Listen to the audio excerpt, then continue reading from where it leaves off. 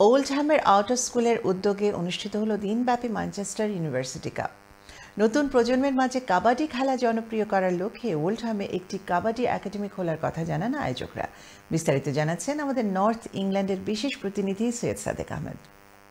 কাবাডি খেলাকে বিশ্বব্যাপী ছড়িয়ে দেওয়ার লক্ষ্যে কাজ করে যাওয়া ওল্ডহ্যামের আউটার স্কুলের উদ্যোগে ও ইংল্যান্ড কাবাডি অ্যাসোসিয়েশনের সহযোগিতায় অনুষ্ঠিত হলো একদিনব্যাপী Manchester university cup 2025 ওল্ডহ্যামের OBA millennium সেন্টারে। খেলার শুরুতেই অতিথি হিসাবে উপস্থিত থেকে প্রতিযোগীদের সাথে পরিচিত হন কাউন্সিলর আব্দুল মালিক সহ অন্যান্যরা।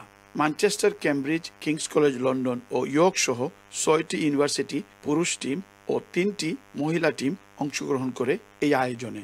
পুরুষ ফাইনালে Manchester university B team champion ও এ টিম রানার্স আপ হয়।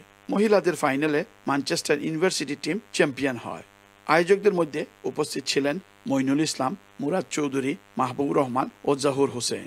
নতুন প্রজন্মের মাঝে কাবাডি খেলাকে জনপ্রিয় করার লক্ষ্যে ওল্ডহ্যামে একটি কাবাডি একাডেমি খোলার কথা জানান আয়োজকরা। আগামীতে আমরা একটি কাবাডি একাডেমি খুলতে যাচ্ছি, যেখানে যে কোনো টিম থেকে এসে তারা আমাদের সাথে প্র্যাকটিস করতে পারবে। সেশন থাকবে প্রত্যেক রোববারে 3 ঘন্টার জন্য।